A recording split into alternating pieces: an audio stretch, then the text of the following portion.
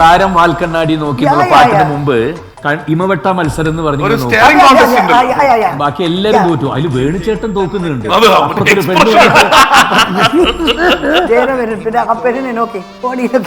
ഇനി എന്റെ ഗർഭത്തിന് വേണ്ടി ഇവര് തമ്മിൽ മത്സരിക്കുകയായിരുന്നു ജയറാം. 14.4 മില്യൺ വ്യൂസ് കിട്ടിയിട്ടുണ്ട് ഇൻസ്റ്റാഗ്രാമിൽ ഒരു വീഡിയോയ്ക്ക്. ഏത് വീഡിയോ ആണെന്നറിയോ? കേളി എന്ന് പറയുന്ന പടവും അതിന്റെ ഒരു എക്സ്പീരിയൻസും എങ്ങനെയായിരുന്നു? ശരി, കാല് വളച്ച് കെട്ടി അതൊക്കെ ചെയ്യുന്നതിന് അതൊക്കെ ബുദ്ധിമുട്ടുകൾ പോട്ടെ, ഓരോ സീനും എങ്ങനെ എൻജോയ് ചെയ്ത സിനിമയാണെന്നത് അല്ലേ. പ്രഭാസ് ഉച്ചയ്ക്ക് ഞാൻ പുറത്തിറങ്ങിയിരിക്കും, പ്രഭാസ് എൻ്റെ കൂടെ വന്നിരിക്കും, ഡയറക്ടർ എൻ്റെ കൂടെ വന്നിരിക്കും.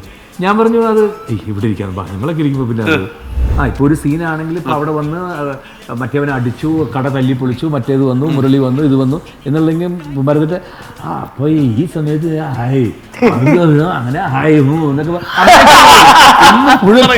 ഒറ്റക്കാലിൽ ഞാൻ ആ ഫുട്ബോൾ കളിച്ച് ഒന്ന് തട്ടിയിട്ട് ഞാൻ വീഴും. ആ വീഴുമ്പോൾ വന്ന് പിടിച്ചിട്ട് അതെങ്ങനെ അതൊക്കെ എന്തൊരു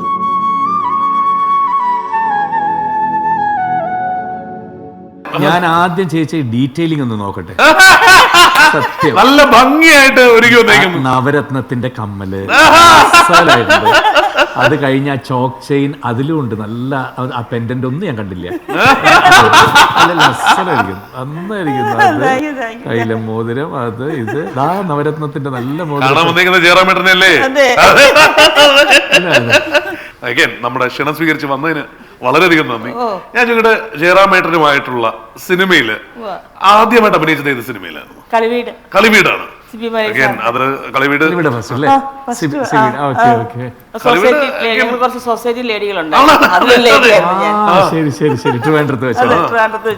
കളിവീട് തൊട്ട് ഉള്ളതാണ്. പിന്നീട് ഞങ്ങൾ സന്തുഷ്ടരാണെന്നാണ് എനിക്ക് തോന്നുന്നത്. ഒരു പക്ഷേ ഒരു ക്യാരക്ടർ അന്ന്, പക്ഷെ അതിലൊന്നും കൂടെ മെച്ചം അത് മയിലാട്ടമായിരുന്നു.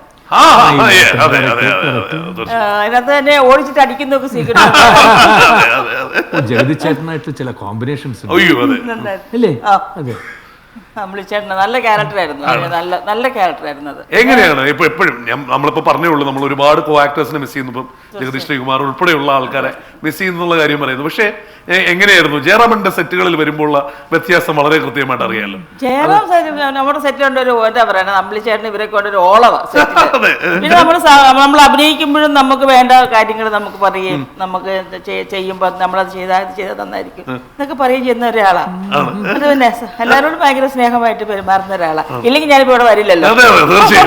ഒന്നാമത് അന്നൊന്നും ഒരു എല്ലാവരും ചേർന്നിട്ടില്ലേ, ഒരു കാരവൻ സംസ്കാരത്തിന് വരുന്നതിന് മുമ്പല്ലേ ഏതെങ്കിലും ഒരു മരത്തിന്റെ വീട്ടിൽ എല്ലാവരും കൂടി ഉച്ചയ്ക്കിരുന്നു, ഒരുമിച്ച് ഭക്ഷണം കഴിച്ചു, എല്ലാം ഷെയർ ചെയ്തു. അത് ഭയങ്കര ഇതായിരുന്നു. ഈ പൊന്നിയിൻ സെൽവന്റെ സമയത്ത് ഈ വാനിറ്റി വാൻ അല്ലായിരുന്നു, നിങ്ങൾ എല്ലാവരും ഒരുമിച്ച് ഇരുന്നാണോ ഇത് ചെയ്തിരുന്നത്? ആരും പോവില്ല, വാനിലേക്ക് ഒറ്റ ആള് പോവില്ല. അത് ഇപ്പോഴും എനിക്ക് അതൊരു വളരെ അഭിമാനമായിട്ട് തോന്നുന്നതാണ്. ഞാനിപ്പോ ഈ തെലുങ്കിലും അവിടെയൊക്കെ പോയാലും, ഇപ്പൊ ഞാൻ പ്രഭാസിന്റെ കൂടെ ഫിലിം ചെയ്തു. അപ്പോ പ്രഭാസൊക്കെ ഉച്ചയ്ക്ക് ഞാൻ പുറത്തിറങ്ങിയിരിക്കും, പുറത്തിറങ്ങി നല്ല കാഴ്ചകൾ കാണാൻ പറ്റും. ഇതിനകത്ത് തന്നെ അടഞ്ഞിരിക്കുമ്പോൾ ഒരു ഇത് തോന്നും. പ്രഭാസിന്റെ കൂടെ വന്നിരിക്കും, ഡയറക്ടറിന്റെ കൂടെ വന്നിരിക്കും. ഞാൻ പറഞ്ഞു അത് ഇവിടെ ഇരിക്കാൻ നിങ്ങളൊക്കെ ഇരിക്കുമ്പോൾ പിന്നെ അത് എന്തെങ്കിലും തമാശ പറഞ്ഞ് അല്ല. അത് ഞാൻ കേട്ടിട്ടുള്ളത്. ഞാൻ മനോജി ഇവിടെ ഇരിക്കുമ്പോൾ തന്നെ അത് പ്രത്യേകം ചോദിക്കണം. കാരണം പലപ്പോഴും നമുക്കറിയാം, ഇത് കഴിഞ്ഞാൽ ഹീറോ വാനിറ്റി വാനിലോട്ട് പോയി കഴിഞ്ഞാൽ, അല്ലെങ്കിൽ കാരവാനിലോട്ട് പോയി കഴിഞ്ഞാൽ പിന്നെ സെറ്റിൽ എല്ലാവരും സൗകര്യങ്ങൾ കുറ്റം പറയില്ല, അതൊക്കെ വേണം ഈ കാലഘട്ടത്തിൽ. ഒന്നുമില്ലാതെ പറ്റില്ല. പക്ഷേ ജയറാമേട്ടൻ ഹീറോ ആയിട്ടുള്ള പടങ്ങളിൽ ശ്രദ്ധിച്ചിട്ടുണ്ടെങ്കിൽ മിക്കവാറും ഈ പറഞ്ഞ ഒരു സംഭവമായിരിക്കും. ഒരു കസേര ഉണ്ടാവും, ചുറ്റുവട്ടത്ത് കസേര കാരണം നമുക്ക് ജഗതിച്ചേട്ടനെയും ഒടുവിലിനെയും മറ്റേവരെയും മാമുക്കോയെ മറ്റേ കുറെ എല്ലാവരും ജനാറും ചേട്ടനൊക്കെ ഇരുന്നാൽ എത്ര കാര്യങ്ങളാണ് ചോദിച്ച പഴയ കാര്യങ്ങൾ. എനിക്കത് ഭയങ്കര ഇഷ്ടമാണ്, പണ്ടത്തെ കാര്യങ്ങൾ. ഇപ്പൊ നമ്മളെക്കാൾ മുമ്പ് വന്നവർ, ഇപ്പൊ ഷീല ചേച്ചിയായിട്ടൊക്കെ സംസാരിക്കുമ്പോൾ നമ്മളെക്കാൾ മുമ്പ് അവരനുഭവിച്ചിട്ടുള്ള കാര്യങ്ങളാണ് പറയുന്നത്. ഷീല ചേച്ചി തന്നെ പറഞ്ഞിട്ടുള്ളതാണ്, സത്യമാഷൻ SSRന്റെ കൂടെ അഭിനയിക്കുമ്പോൾ ആ അതിരപ്പള്ളി വാഴച്ചാലിന് അവിടെയാണ്, നട്ടപ്പുറ വെയിലാണ് അവിടെ, പാറപ്പുറത്ത് അവിടെ ഷൂട്ടിംഗ് നടക്കുന്നത്. അപ്പോൾ ഷീല ചേച്ചി ഗർഭിണിയാണ്. അപ്പോൾ രണ്ടുപേരും അപ്പുറത്ത് ഇപ്പുറത്ത് നിന്ന് ഫുള്ള്, ഒരാൾ ആങ്ങളെയും ഒരാൾ കാമുകനും, രണ്ടുപേരും സംസാരിക്കുമ്പോൾ അപ്പോൾ തൊട്ട് അവിടെ SSR പറയാണ് ഈ ഗർഭം എൻ്റേതാണ്, സത്യമാഷൻ പറഞ്ഞു ഈ ഗർഭം എൻ്റേതാണ്. അങ്ങനെ ഇവർ തമ്മിൽ ഈ ഗർഭത്തെ ചൊല്ലി ഭയങ്കര വഴക്ക് കിടക്കുന്നു. 1 മണിക്ക് ബ്രേക്ക് പറഞ്ഞപ്പോഴാണ് അറിയുന്നത്, ഷീല ചേച്ചി പറഞ്ഞതാ, ഒന്നുമില്ല അകത്ത് വെച്ചിട്ടുള്ള തലേണയില്ലേ, അതൊന്ന് പാവം തല വെച്ച് കിടക്കാൻ വേണം, അതാണ് ചോദിച്ചിരിക്കുന്നത്. ഉച്ചയ്ക്ക് ഈ ഗർഭം എന്റെയാ, സത്യമാശം ആ ഗർഭം എന്റെയാ. അതാണ് ഈ തലേണ ആർക്കെങ്കിലും ഒന്ന് വേണം അവിടെ വെച്ച് കിടക്കാൻ വേണ്ടി ആ പാറപ്പുറത്ത്. അങ്ങനെ എന്റെ ഗർഭത്തിന് വേണ്ടി ഇവര് തമ്മിൽ മത്സരിക്കുകയായിരുന്നു ജയറാം പറഞ്ഞത്. പുനരുദ്ദേശിക്കൂ ഈ പറയുന്ന പോലെ ജയറാമേട്ടനുള്ള ഏതെങ്കിലും ഒരു സെറ്റിലെ എന്തെങ്കിലും വളരെ രസകരമായിട്ടുള്ള ഓർമ്മകളോ എനിക്ക് അനുഭവങ്ങളോ? ഓർമ്മ മയിലാട്ടത്തിലെ സെറ്റിലാണ്. മയിലാട്ടത്തിലാണ് ഞങ്ങൾ എല്ലാവരും ഒരുമിച്ചിരിക്കുകയും നമ്മള് അത് ജയറാമ പടം ഓർക്കുന്നില്ലേ? പിന്നെ അതിനകത്ത് ഞങ്ങള് അമ്പിളിച്ചേട്ടനും ജീവിതത്തിൽ അങ്ങനത്തെ എനിക്ക് വേറൊരു കാര്യമുണ്ട്. മയിലാട്ടത്തില് എനിക്ക് ഒരു കർഷകനുള്ള അവാർഡ് കിട്ടുന്നതായിട്ട് അതില് എനിക്കൊരു അവാർഡ് കിട്ടി. ഒരു അതെ, അത് സിനിമയിൽ അഭിനയിച്ചു, ജീവിതത്തിൽ എനിക്കത് കിട്ടി. അതിൽ കിട്ടുന്നുണ്ട് ക്ഷീരകർഷകനുള്ള അവാർഡ്. അതുപോലെ തന്നെ അല്ലേ, നമ്മളൊന്ന് വിളിച്ചപ്പോ തന്നെ ആ ഇൻവൈറ്റ് സ്വീകരിച്ച് ഇവിടെ വന്നു എന്നുള്ളതും അത് ആ സ്നേഹം കാണിക്കുന്ന ഒന്ന് തന്നെയാണ്. ഈ സ്നേഹപൂർവ്വം ജയറാമേട്ടൻ എന്ന് പറയുമ്പോൾ ആ സ്നേഹത്തിലുള്ള ഒരുപാട് ആൾക്കാരിൽ ഒരാളാണ് ചേച്ചിയും. ചേച്ചി അപ്പൊ എന്തായാലും വന്ന് ഞാൻ പറഞ്ഞ നമുക്ക് വേണ്ടിയിട്ട് ഈ സമയം മാറ്റി വെച്ച് വന്നതിനാണ് ഏറ്റവും സന്തോഷം. താങ്ക് യു ചേച്ചി, താങ്ക്സ് ഫോർ കമ്മിങ്. ജയറാമേട്ടന് ഏത് കാലഘട്ടത്തിൽ, ഞാൻ പറയുന്നത് വെച്ചാൽ എല്ലാവരും ഇപ്പൊ പറഞ്ഞല്ലോ, അപ്പൊ ജയറാമേട്ടൻ തന്നെ പറഞ്ഞല്ലോ ഒരു കാലഘട്ടത്തിൽ മൊണോട്ടണസ് ആയിട്ടുള്ള കാര്യം, പക്ഷെ ചലഞ്ചിങ് ക്യാരക്ടേഴ്സ് എപ്പോഴും ഉണ്ടായിട്ടുണ്ട്. ഞാൻ പറയുന്നതിൽ അതിൽ നമുക്ക് എടുത്തു പറയേണ്ടതെന്ന് വെച്ച് കഴിഞ്ഞാൽ ഒരു ഡിഫറെന്റ്ലി ഏബിൾഡ് ആയിട്ടുള്ള ഒരു ക്യാരക്ടർ ചെയ്ത പടമാണ് കേളി.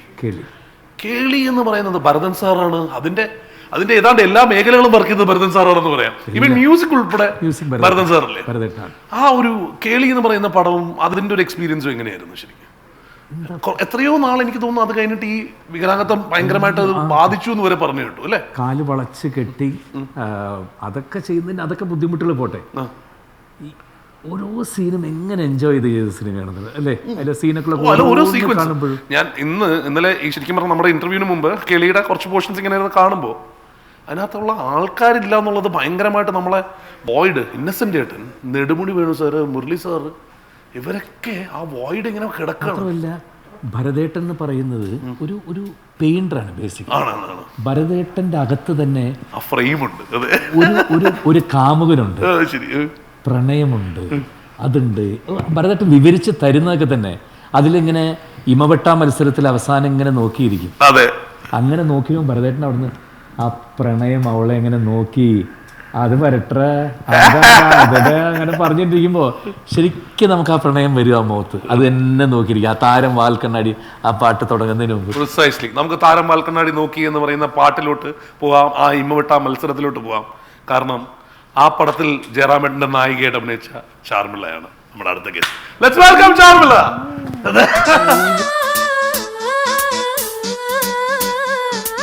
മനഃപൂർവ്വം എന്നെ കൊണ്ട് പറഞ്ഞു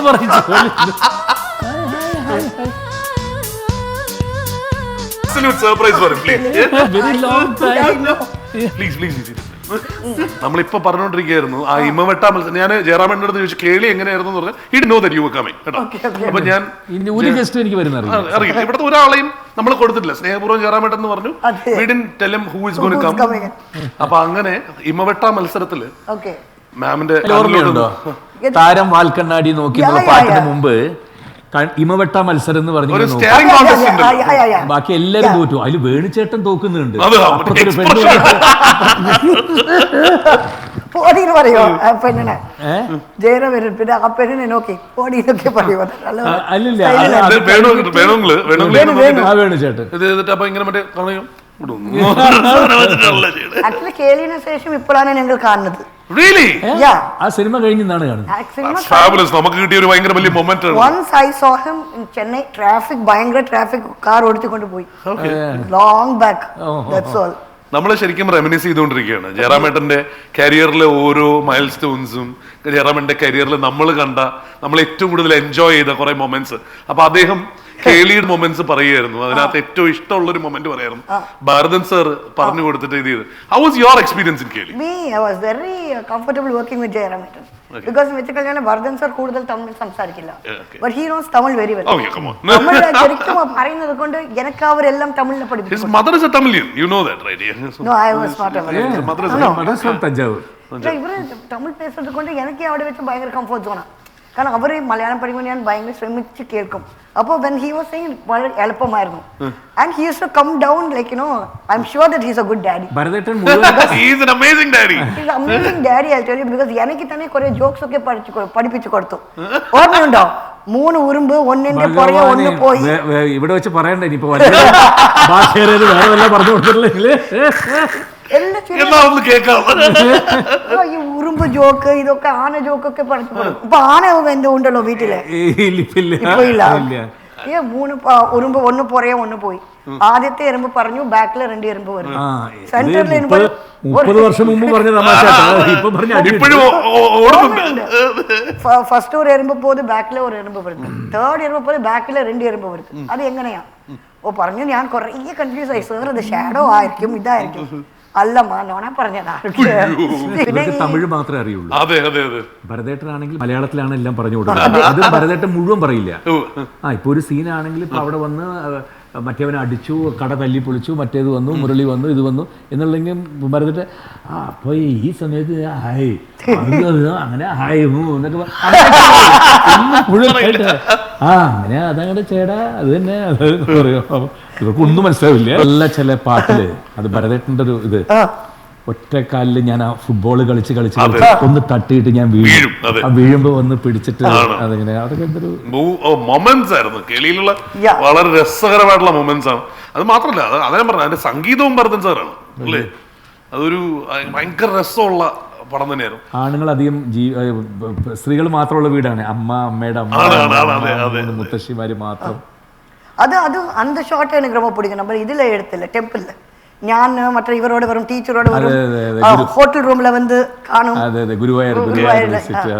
അതൊക്കെ ഒരു ഞാൻ പറഞ്ഞില്ലേ, അത് നമുക്കത് അതൊരു ഗോൾഡൻ ഇറ ഓഫ് മലയാളം സിനിമയുമാണ് ഭരതൻ പത്മരാജൻ ഇറ എന്ന് പറയുന്നത് ആ കാലഘട്ടത്തില്. ആക്ച്വലി ടു സേ ഇവരെ കാണാൻ എത്ര പെൺപിള്ളേർ വരും അറിയൂ. എല്ലാം മാരീഡ് ആണല്ലോ അല്ലേ? മാരീഡ് ആയിട്ടില്ല അല്ലേ? ശുഭയാത്ര ഫുള്ളി എല്ലാം ഇത് പെൺപിള്ളേർ ഗ്രൂപ്പ് കുറേ ഉള്ളൂ. പറഞ്ഞ എല്ലാവരും കണ്ടുകൊണ്ടിരിക്കും. Keli was a big success. They liked our pair. പക്ഷേ അതിനുശേഷം we were not able to act together. ഇനി ഉണ്ടാവട്ടെ. നിങ്ങളുടെ നായികയായിട്ട് വന്നപ്പോൾ നിങ്ങൾ അമ്മയായിട്ട് വരണം. അതല്ലേ ഫാഷൻ. അതിൽ വിളിച്ച ഉടൻ again thank you only for this you came from Chennai. Yeah, oh you thank you flying back in the evening again. Okay. Thanks a lot once again. Thank you ma'am, thank you for making it, thank you for taking the time. Let's have a picture together please. Yeah, sure. എല്ലാം കൂടി 3 മണിക്കൂറിൽ എടുത്ത പാട്ട് ആണോ? 3 മണിക്കൂർ പഴനിയിൽ അങ്ങോട്ടും ഇങ്ങോട്ടും. ഉർവശിയല്ലേ ഞാൻ ക്യാമറ ഓൺ ചെയ്തോന്ന് പറഞ്ഞിട്ട് ഉർവശി ആ പഴനി മലയാളത്തിലെ കംപ്ലീറ്റ്. ചേട്ടനൊരു പ്രേക്ഷകൻ എന്ന നിലയിലാണ് എനിക്ക് ചേട്ടനോടുള്ള കൂടുതൽ ബന്ധം. നമുക്ക് ആ വീട്ടിൽ കിട്ടുന്നൊരു സന്തോഷം എന്ന് പറഞ്ഞില്ലേ, അത് തരാൻ അശ്വതി 30 വർഷമായിട്ട് എൻ്റെ കൂടെ ഇങ്ങനെ അതെനിക്കിങ്ങനെ കോരിച്ച് തന്നുകൊണ്ടിരിക്കുന്നതുകൊണ്ടാണ് ജീവിതത്തിലെ ഏറ്റവും. എന്നാ ഒരു കാര്യം പറയട്ടെ, 14.4 മില്യൺ വ്യൂസ് കിട്ടിയിട്ടുണ്ട് ഇൻസ്റ്റാഗ്രാമിൽ ഒരു വീഡിയോയ്ക്ക്. ഏത് വീഡിയോ ആണെന്നറിയോ?